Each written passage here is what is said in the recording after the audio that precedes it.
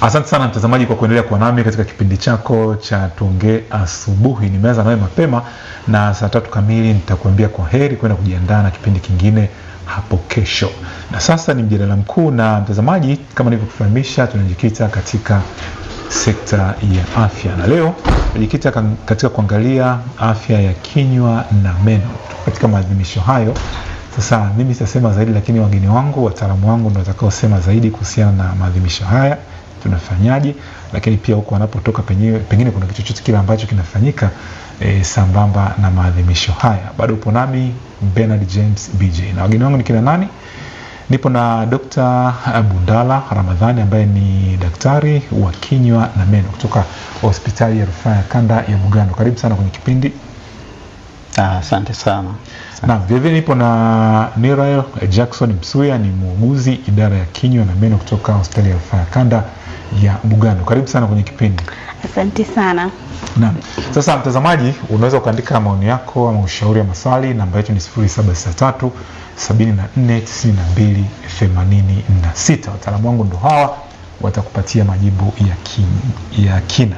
Tunaposema afya ya kinywa na meno tunamaanisha nini? Karibu sana dokta. Asante sana mtangazaji.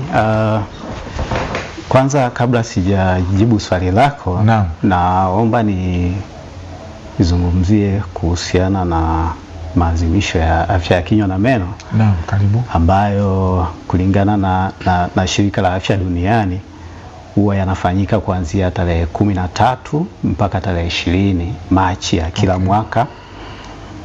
So sisi kama wataalamu wa afya ya kinywa na meno, katika wiki hiyo ya afya ya kinywa na meno huwa tunaenda katika jamii kwa ajili ya kuelimisha jamii kuhusiana na afya ya kinywa na meno, lakini pia tunafanya shughuli mbalimbali za hapa na pale kwa ajili ya kusaidia watu kuhusiana na afya ya kinywa na meno. Nikirudi kwenye swali lako mtangazaji, kwamba tukizungumzia afya ya kinywa na meno tunakuwa tunamaanisha nini? Ndio. Afya ya kinywa na meno tunamaanisha katika hali ya kawaida kinywa cha binadamu huwa kinapaswa kuwa katika hali fulani ambayo inakuwa nzuri. Ndiyo. Lakini huwa inafikia mahali huwa inatokea changamoto kwa mtu yeyote, inaweza ikawa ni mimi, inaweza ikawa ni mtu yeyote. Unakuta katika kinywa chake kunakuwa na matatizo mbalimbali. Ndio. Matatizo haya huwa yanajumuisha pamoja na meno kuwa yameoza, fizi inakuwa zinatoa damu, labda mtu anakuwa anapata vidonda mdomoni, unaona, au anatokea na uvimbe, unaona. Sasa hizo zinakuwa ni mojawapo ya changamoto ambazo zinakuwa zinakumba watu katika maeneo ya kinywa na meno. Sasa tunapozungumzia afya ya kinywa na meno, ni ile state ambayo au ni ile hali ambayo mtu anakuwa kinywa chake kinakuwa safe kutoka kwenye hiyo condition ambazo nimezitaja hapo juu. Sawa. Na tunajua WHO ama shirika la afya duniani lilianzisha siku hii kwa malengo mbalimbali tu, lakini kubwa zaidi ni kuweza kutoa elimu na kujenga ufahamu wa kina kwa jamii kuhusiana na mjadala ambao tumeweka mezani kwa siku hilo. Asante sana kwa maelezo mazuri. Nirael, Yes. natamani pia kujua wagonjwa wengi wanaokuja pale ambao mnawapatia tiba mara kwa mara. Ni magonjwa yapi ambayo yanaonekana wanakuwa nayo katika kinywa pamoja na meno? Karibu.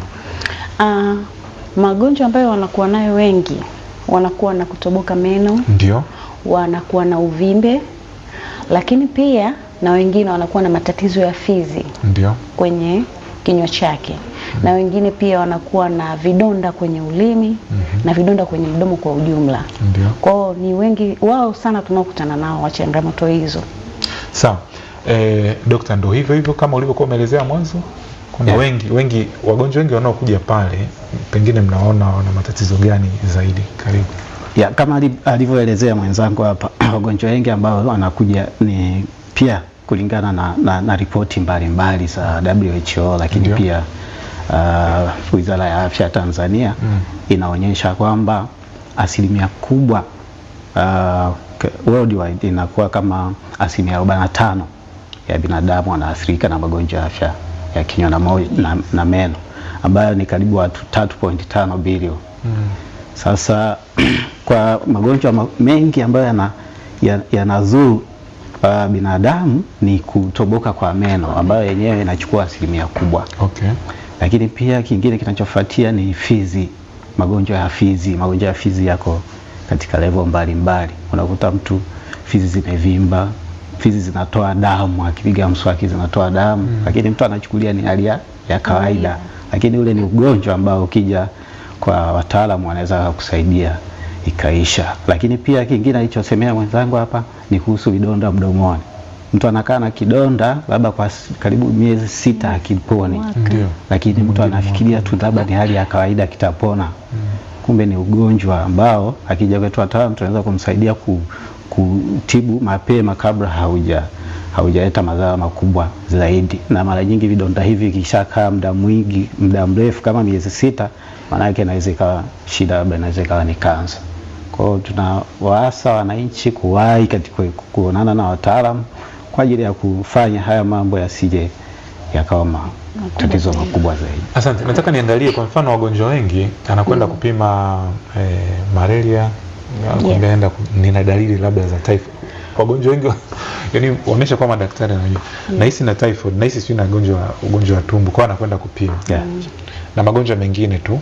Sasa nataka niangalie utaratibu ama idadi ya watu ambao wanakuja kupima maradhi kama haya ambao umeyataja. Watu wana utaratibu wa kuja kupima maradhi haya au wanakuja kwa ajili ya kutibu moja kwa moja?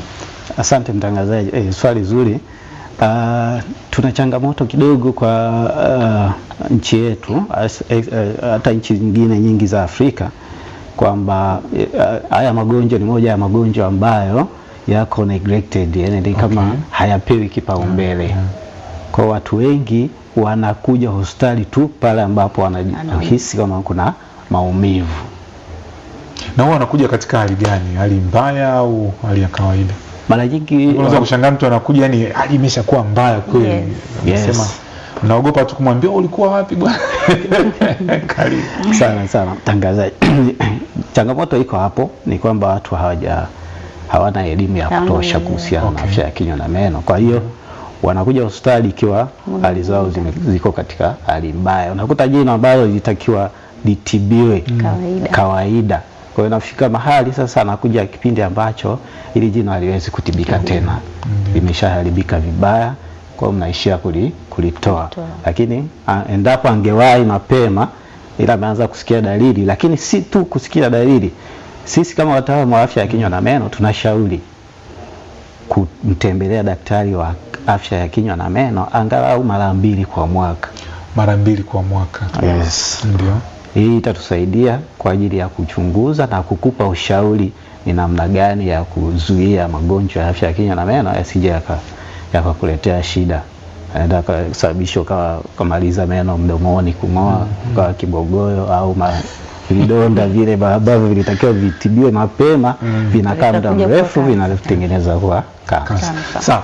Nashukuru sana mtazamaji. Nipo na Dr. Bundala Ramadhani ambaye ni daktari wa kinywa na meno kutoka hospitali ya rufaa kanda ya Bugando. Vivyo nipo na Nirael Jackson Msuya ambaye ni muuguzi idara ya kinywa na meno kutoka pale Bugando. Kubwa zaidi maadhimisho ya afya ya kinywa na meno. Kama una maswali wewe ulize tu, alafu nitayasoma baadhi. Kama una tatizo kwenye kinywa watajibu moja kwa moja. Kitu gani ambacho pengine kwa haraka tu, kitu gani ambacho kinasababisha matatizo kama haya? Karibu. Matatizo kama haya yanasababishwa na vitu vingi. Ndio. Sisi tumekariri kwamba tunatakiwa kupiga mswaki asubuhi. Ndio. Lakini kiuhalisia tunatakiwa tupige mswaki asubuhi na usiku kabla ya kulala. Okay. Yes. Hayo ni mazoea ambayo tumejiwekea. Sasa kuanzia asubuhi ninapiga mswaki, ninakula nini? Ndio. Ninakula vitu vingi ambavyo kuna stains zinabaki kwenye meno. Zinasababisha meno kutoboka ambazo ni dental caries, zinasababisha vitu vingi. Sasa kwa upande wa usiku tunashauri mtu akishamaliza kabisa kula achukue mswaki, apige mswaki, lakini pia baada ya kupiga mswaki ateme povu, asisukutue meno. Hii tunashauri kwa sababu kuna fluoride pale inafanya meno yanakuwa vizuri. Tunatoa wadudu kwenye kinywa chako. Kwa hiyo tunashauri sana especially usiku. Yani tukishapiga mswaki asubuhi, mtu apiga mswaki asubuhi na jioni. Mwingine ni baada ya kula tu anapiga mswaki. Usiku hakikisha umemaliza kula vitu vyote. ndio unapiga mswaki. Maji unaweza ukanywa, lakini especially vitu vya sukari so vitu vizuri sana unakula usiku alafu unalala. Kwa hiyo tunakaribisha wadudu kuweza kuingia kwenye meno na kusababisha meno kufanya kutoboka. Kwa hiyo tunashauri sana watu kama wanaweza kupiga mswaki asubuhi, lakini pia kupiga mswaki na usiku. Sawa. Dokta, kuna la kuongeza hapo? Asante sana. Naweza kuongeza pia, mimi ni ombe au nitoe wito kwa wananchi ni kwamba wazingatie hayo, lakini pia tupunguze kula vyakula vya sukari sana. Vyakula vya sukari sana vina madhara sio tu kwenye meno, lakini pia kwenye mwili kwa ujumla. Kwenye meno madhara yake ni kwamba ile sukari iliyoko kwenye vyakula vingi, especially sticky food kama biscuit, sijui keki, sijui nini, zile sukari huwa zinaenda kusababisha ile madini iliyoko kwenye jino inatoka. Kwa ile madini iliyoko kwenye jino ikishatoka inaanza kutengeneza mashimo kwenye meno with time. Kwa hiyo baada ya muda fulani unaanza kushangaa meno yako yanapata mashimo. Lakini pia tuzingatie namna ya upigaji mswaki mzuri. Issue sio tu kupiga mswaki, ni namna gani unapiga mswaki. Na mtu mwingine anapiga mswaki tu ili mradi. Lakini jino lina surface 4. Ya huku mbele inayoonekana ya ndani, lakini sehemu ya kung'atia na katikati ya jino na jino. Wataalamu wa afya ya kinywa na meno wanashauri sehemu zote 4 za jino zifikiwe na mswaki kwa jino moja baada ya jingine. Sawa. Na baada ya maelezo hayo mazuri, nilitamani kwa mfano kuna mtu mwingine inawezekana hajui kwamba sasa nina tatizo pengine la meno au la kinywa, na nyie ni wataalamu hapa. Mtu anawezaje akajua kwamba kwa dalili hizi nina tatizo la kinywa na meno? Karibu. Asante. Kuna dalili ziko nyingi, inaendana na shida ulionayo ambayo mtu yuko nayo. Kwa mfano, mtu anaweza kasikia maumivu ambayo hawezi kuelezea yanatokea sehemu gani. Hiyo mojawapo ya dalili ya kwamba aidha kuna changamoto kwenye jino au kwenye fizi. Sawa? Hiyo ni dalili mojawapo, maumivu. Lakini dalili ya pili ni kutoka damu wakati unapiga mswaki, au sometimes inatokea tu unatoka wenyewe. Unaweza ukawa tu unakula unatafuna mua wako na unaona damu kwenye mua. Hiyo ni dalili mojawapo ya ugonjwa wa fizi. Lakini pia unaweza kukuta unaongea na mtu jirani yako, anaweza asikuambie lakini yeye akaangalia pembeni. Kwa hiyo kama kinywa chako kinatoa harufu, hiyo ni dalili mojawapo pia ya changamoto kwenye kinywa chako. Dalili nyingine wengine wanatokea na dalili ya kuona vidonda. Inatokea vidonda kwenye ulimi, kwenye nyama tu, kwenye fizi na nini hivyo. Hizo zinakuwa watu wengine wakiona vidonda na hisi wanasema mimi bwana nina homa. Dalili za homa inawezekana kana. Kwa hiyo hizo ni moja ya dalili za changamoto ya magonjwa ambayo yanazuru kinywa na meno. Kwa hiyo mwananchi yoyote anayesikia changamoto katika hizo hapo, ni bora ukamwona daktari wa kinywa na meno kwa ushauri, lakini pia kwa ajili ya matibabu, badala ya kuacha ikaendelea kuwa tatizo kubwa zaidi. Hapo napenda kuongezea upande wa dalili. Kuna mwingine pia anatakiwa muulize hata anayelala naye. Kuna wale ambao tumezoea kulala usiku tunatafuna meno. Hatuwezi kujua kwamba tunachukulia ni kawaida, lakini sio kawaida, ni changamoto pia. The way unavyozidi kulitafuna lile jino, lazima linaenda linapukutika taratibu. Kwa hiyo kwa wale ambao wanapata dalili kama hizo, tunashauri pia waweze kuwaona madaktari wa kinywa na meno ili tuweze kuwahudumia vizuri. Maana kuna sikia mtu anamwambia bwana mtu anang'ata meno. Yes. Wakati mwingine unaweza ukashangaa mtoto anakuwa na tatizo hili. Anatafuna. Sawa. Kwa hiyo hilo najua pia ni tatizo kubwa. Yes. Kwa hiyo mtazamaji usichukulie kawaida kwamba bwana ni mambo ya kawaida tu yapo tu. Hapana. Wataalamu wapo wa kutosha, nenda kapatiwe tiba. Sasa nitaka kujua pia sambamba na siku hii ya maadhimisho ya afya ya kinywa na meno, mtu kwa mfano akija pale Bugando, wataalamu hapo wa kutosha, vifaa vipo vya kutosha vya kuwapima watu kuweza kujua kama labda na matatizo ya meno? Karibuni. Asante sana mtangazaji.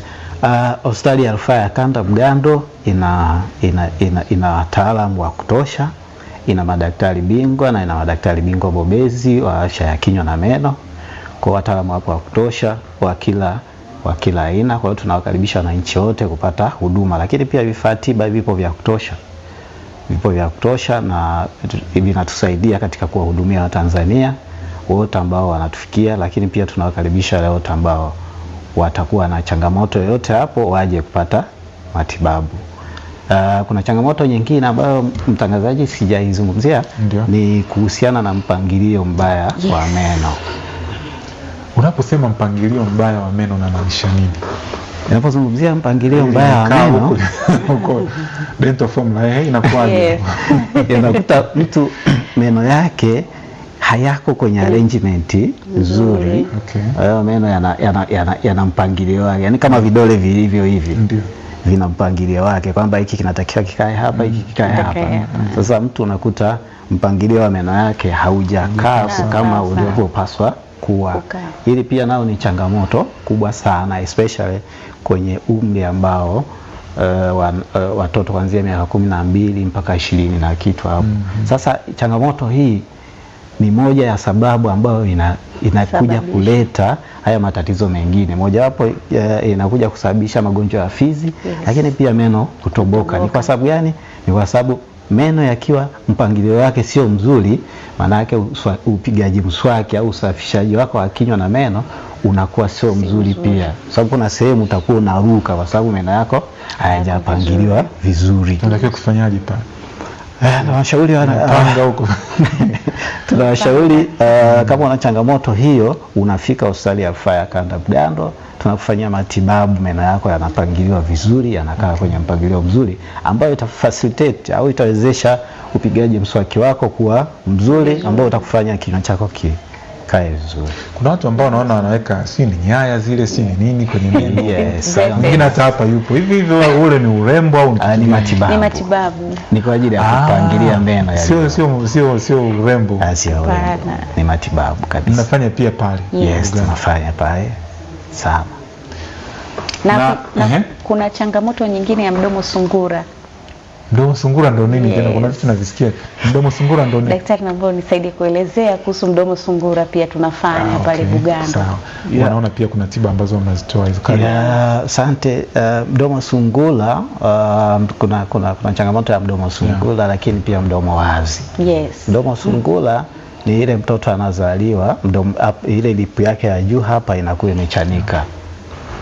So hii pia ni changamoto ambayo nafikiri watoto wengi sana wamekuwa wakipata hiyo changamoto, na hii ni kwa sababu wamama wengi wakiwa wajawazito hawaatendi clinics, wakapewa ushauri, wakapewa dawa.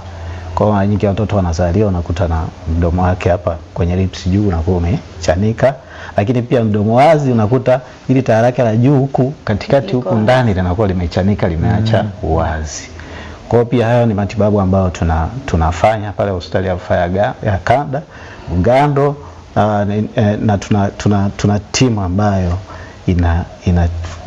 kuanzia mwanzo kabisa anaanza kutibiwa mtoto akiwa na mwezi mmoja mpaka anafika miaka 20 na kitu. Kwa hiyo matibabu yanakuwa ni comprehensive kuanzia akiwa na mwezi mmoja mpaka akishafikisha zaidi ya miaka 20. Kwa hiyo tunaanzia kumtibu meno, tunakuja tunamfanyia upasuaji, baadaye tunaendelea tena kumtibu meno yake, mpangilio wa meno yake, kwa sababu mtoto akizaliwa na mdomo wazi, uotaji wake wa meno unakuwa wenyewe hauko sawa. Kwa hiyo the end of the day tutahitaji pia kuyapangilia meno yake yaweze kukaa vizuri. Sawa, kuna umri pia. Leo nimesoma gazeti moja la Nipashe hapa kwamba moja kati ya vitu ambavyo vinafanya watu wazeeke haraka ni hofu ya uzee. Kuna makala hii ambayo imeandikwa kwenye gazeti la Nipashe, mtazamaji akilitafuta atapata. Sasa nitaka pia kuangalia pia lakini kuna wakati hivi meno ikifika umri fulani labda uzee yanapoteza uwezo wake au mtu anabaki vile vile mpaka kifo kinapomkuta? Asante ndugu mtangazaji, ni swali zuri sana. Actually kumekuwa na hiyo na hiyo ni kama tabu. Ni kama kwamba mtu kadri umri unavyoenda unapoteza meno au meno yako yanapoteza nguvu, lakini sio sahihi. Ndio. Ni tu kutokana kwamba watu hatuna elimu ya kutosha kuhusiana na utunzaji wa afya ya kinywa na meno yetu. Ndio. Meno yanatakiwa yakae mdomoni mpaka pale utakapo kwenda kaburini. Kwa hiyo meno yanatoka si kwa sababu kwamba umri wako umeenda, hapana, ni kwa sababu ya meno yameshambuliwa sana kuanzia huko mdogo mpaka unafika. Hizo umeang'oa kwa sababu kupata pia tiba, si ndio? Yes. Lakini sio kwamba labda sio unazeeka labda ndo hivyo. Hapana. Kupata elimu. Okay. Kwa hiyo kana tunakuja kuzeeka meno yako vile. Tunakula nyama. Sawa, sasa pengine kuna chochote kile ambacho hospitali ya rufaa ya kanda ya Bugando itakifanya wakati wa maadhimisho haya tarehe 13 sasa mpaka tarehe 20? Asante ndugu mtangazaji. Katika kipindi hichi tumetoa elimu kwa umma. Asante. Katika kipindi hichi cha maadhimisho ya afya ya kinywa na meno kuanzia tarehe 13 mpaka tarehe 20, hospitali ya rufaa ya kanda Bugando tutakuwa na activities mbalimbali. Okay. Moja activities ambazo tutakuwa nayo, tutatembelea katika maeneo mbalimbali ya jamii kwa ajili ya kutoa elimu ya afya ya kinywa na meno. Tutatembelea mashule mbalimbali, tutatoa elimu ya afya ya kinywa na meno, lakini pia tutakuwa na kilele ambacho tutakifanya katika viwanja vyetu vya pale hospitali ya rufaa ya kanda Bugando. Tutakuwa tuna vitu vingi tunavyovifanya. Tutakuwa tunawachunguza wagonjwa wetu, watu wetu ambao tunaenda kuangalia kama wanafunzi. Tutachunguza kama wana matatizo ya shida ya kinywa na meno. Tutawasaidia kuwaelewesha kwamba huduma hizi tunazitoa, lakini pia wataweza kujumuika na sisi pale ili kuweza kuwapatia huduma. Kila sehemu tunayopita tunajitahidi kutoa huduma, kuwaelewesha namna ya kujikinga na meno, kujikinga na tatizo la meno na kujikinga na tatizo la kinywa kwa ujumla. Kwa hiyo wote tunawaelimisha na wanapata hiyo elimu. Lakini pia kuna huduma tunazozitoa pale. Kama huduma za kuziba au huduma za kutatua tatizo, kujua tatizo. Lakini pia tukishajua tatizo kama ni kubwa, tunakuelekeza unaweza kufika pale Bugando na kuweza kupata huduma. Lakini pia kuna kitu tulikisahau pia, tunatengeneza meno bandia. Kukaa na pengo sio kitu kizuri sana. Ni tatizo. Unavyokaa na pengo muda mrefu, jino lingine linakosa support. Kwa hiyo tunasababisha ya meno mengine kuweza kuwa dhaifu kwa sababu yanatakiwa yawe na support ya mengine. Sasa linapotoka lingine, tunaweza kusababisha ya mengine kutoka. Lakini pia sio tu kutoka haya mengine. Ili jino la chini ambalo linakosa support ya la juu au la juu kukosa la chini linarefuka zaidi. Kwa hiyo tunawashauri watazamaji wote na wananchi kwa ujumla waweze kufika hospitali ya kanda Bugando, wajipatie meno bandia kwa wale ambao wana changamoto, na tunaweza kuwaelewesha zaidi. Sawa, Dokta, kuna la ziada? Lakini kuna hii nikiondoka sijauliza hii. Kuna watu wanaokunywa maji ya baridi sana au vinywaji vya baridi sana. Kuna watu wanaovuta sigara, kuna watu wanaovuta bangi. Kuna watu wanaokunywa sana pombe. Hapo hatarini wenyewe kupata madhara. Asante sana. Swali zuri sana. Kwanza wataalamu wa afya ya kinywa na meno tunashauri uvutaji wa sigara au utumiaji wa pombe si mzuri katika afya ya kinywa na meno. Kwa kama unatumia mvinyo kidogo, bora ukapunguza kwa sababu ina madhara mengi. Moja ya madhara inaweza kusababisha magonjwa ya kawaida ya afya ya kinywa na meno, labda fizi na nini, lakini pia inasababisha kansa mbalimbali ikiwemo kansa pia ya afya ya kinywa na meno. Ukitoa kansa zingine labda za utumbo na nini, lakini pia kuna kansa za kinywa na meno. Pia sigara zina matatizo, zinaleta matatizo makubwa sana kwenye afya ya fizi ya mtu. Unakuta ndo mambo ambayo tulikuwa tunazungumzia kuhusiana na matatizo ya fizi. Mojawapo ya sababu kubwa kabisa ni utumiaji wa sigara. Kwenye ile sigara ina kitu kinaitwa nicotine. Ile inaenda inasababisha madhara kwenye fizi za mtu. Lakini kingine umeuliza ni kuhusiana na matumizi ya maji ya baridi. Actually maji ya baridi sana hayashauriwi kutumika, sio tu kwa upande wa afya ya kinywa na meno, lakini kwa ujumla. Lakini changamoto ambayo watu wengi wanaipata ni kwamba mtu anakunywa maji anasikia meno yanakufa ganzi. Yanakufa ganzi sana. Changamoto hii mara nyingi huwa inasababishwa wale unakuta meno yako yana ile dalili ya jino limetoboka. Yaani ile layer ya juu ya jino inakuwa imezurika. Kwa hiyo ukinywa maji, yale maji ya baridi yakigusa ile sehemu unasikia maumivu makali. Na wagonjwa wengi ambao tunawaona akija analalamika kwamba anasikia akinywa maji ya baridi anasikia meno yanakufa ganzi, unakuta meno yake mengi yamelika, especially kwa juu. Na hiyo inasababishwa na watu wanatumia nguvu sana wakati wa kupiga mswaki. Mtu anapiga mswaki anatumia nguvu nyingi sana. Kwa hiyo kinatokea kuna friction force kati ya jino na mswaki. Kwa hiyo jino lako linaanza kukatika. Likishaanza kukatika, ile layer ya juu ya jino ikitoka, kibaki ile ya ndani inakuwa ikiguswa na kitu chochote tu cha baridi, cha moto, unasikia meno yanakufa ganzi au unasikia maumivu kabisa.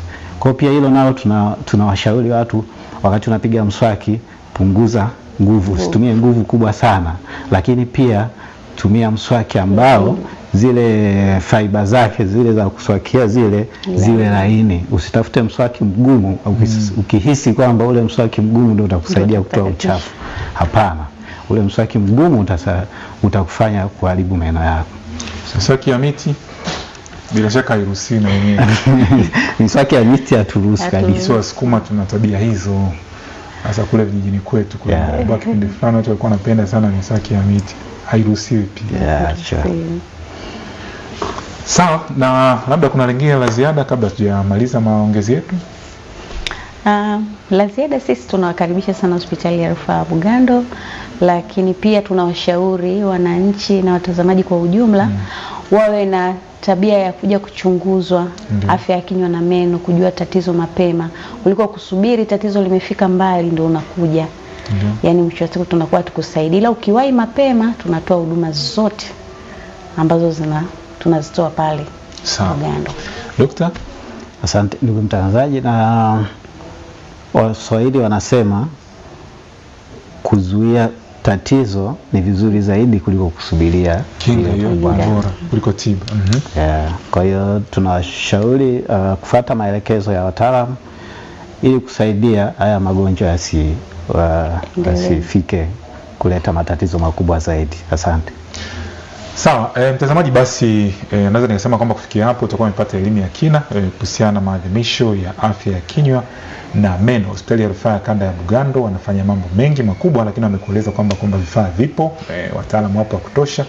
Lakini zaidi kuanzia tarehe 13 mpaka tarehe 20 kuna mambo mengi ambayo watayafanya. Kwa kufuatilia matangazo mbalimbali kupitia vyombo mbalimbali vya habari, lakini maeneo mbalimbali tu ya kijamii pale pia hospitali fika unaweza kupata taarifa pia kwenye kitengo cha habari pamoja na uhusiano na mawasiliano, watakupatia pia taarifa za kina kuhusiana na maadhimisho haya. Mimi kwa leo niseme kwamba nawashukuru sana. Nimekuwa na Dr. Bundala Ramadhani ambaye ni daktari wa kinywa na meno. Asante sana pia daktari kuja kwenye kipindi. Asante sana. Na karibu pia wakati mwingine hapa. Asante sana. Pia ni Rael Jackson Msuya ambaye ni muuguzi idara ya kinywa na meno. Asante sana kuja kwenye kipindi. Wakati mwingine pia karibu sana. Mnaonekana wenyeji kabisa hapa nyumbani. Na karibu pia. Asante fika. Lakini pia nashukuru sana kwa dada yangu Brandina pale kwa ajili ya kazi nzuri ambayo amefanya katika kuhakikisha kwamba kipindi hiki siku ya leo basi kinakufikia vizuri sana mtazamaji. Shukrani za pekee ziende kwa hospitali ya Rufaa ya Kanda ya Bugando, mtazamaji wangu ambao umefuatilia mpaka mwisho, mwanzo mpaka mwisho. Unaandikia ujumbe wako mfupi, nitausoma wakati mwingine. Lakini kikubwa zaidi tuzingatie afya ya kinywa na meno. Jina langu ni Bernard James, kwa niaba ya wote walioshiriki katika kipindi hiki nikutakie asubuhi njema.